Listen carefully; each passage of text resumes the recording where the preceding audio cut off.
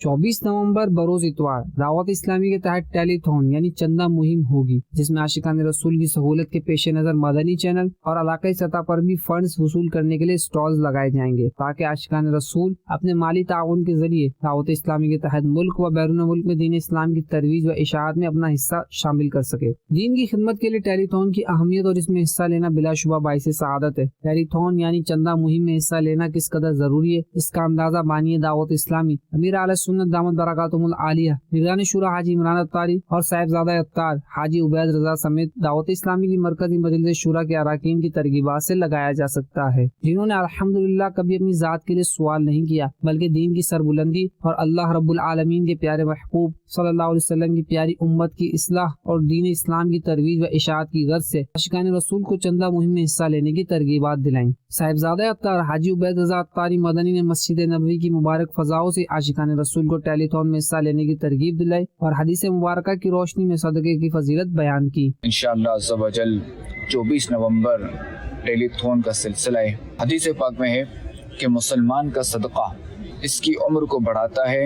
اور بری موت کو روکتا ہے۔ نگران شورا نے بھی عاشقان رسول کو ٹیلی تھون کے ذریعے جامعۃ المدینہ و مدارس المدینہ کے جملہ اخراجات میں تعاون کی ترغیب دلائی۔ دعوت اسلامی کے تحت چلنے والے مدارس المدینہ اور جامعۃ المدینہ کے جملہ اخراجات کے لیے آپ بھرپور تعاون فرمائیں، ابھی سے اپنا یونٹ جمع کروانا شروع کروا دیں، اللہ کی رحمت سے اس کی برکتیں نصیب ہوں گی۔ معروف مذہبی اسکالر برکن شورا حاجی عبدالحبیب اتاری نے اپنے ایک پیغام میں مدارس المدینہ اور جامعات المدینہ کے سالانہ اخراجات بتاتے ہوئے فرمایا کہ تقریباً 250 کروڑ یعنی 2.5 ارب روپے کے سالانہ اخراجات ہوتے ہیں۔ دعوت اسلامی والے اور دعوت اسلامی والیاں مل کر کوشش کریں تو یہ ہدف مکمل ہو سکتا ہے۔ تو جامعۃ المدینہ اور مدرسۃ المدینہ کا مدد کرنا یہ بڑی زبردست ملٹیپلیکیشن ہے، یہ وہ نیکیاں ہیں جو آگے امت کو کام آنی ہیں۔ علماء بنیں گے، قرآن کا نور پھیلے گا تو آنے والی نسلوں کی تربیت ہوگی نا، تو میرے اور آپ کے پیسے کا نصیب ہوگا کہ ہم اس کام میں اس کو صرف کر لیں۔ سب سے عام بات یہ کہ بانی دعوت اسلامی امیر اعلی سنت دامت برکاتہم العالیہ نے ٹیلی تھون میں حصہ لینے والے عاشقان رسول کو جہاں مدنی عطیات میں حصہ لینے کی ترغیب دلائی، وہیں بے حساب مغفرت کی دعاؤں سے بھی نوازا۔ اللہ جو بھی ٹیلی تھون سے پہلے یا بعد میں اپنی اپنی ملکی کرنسی کے اعتبار سے کم از کم 1 یونٹ جمع کروائے، اسے برے خاتمے سے بچا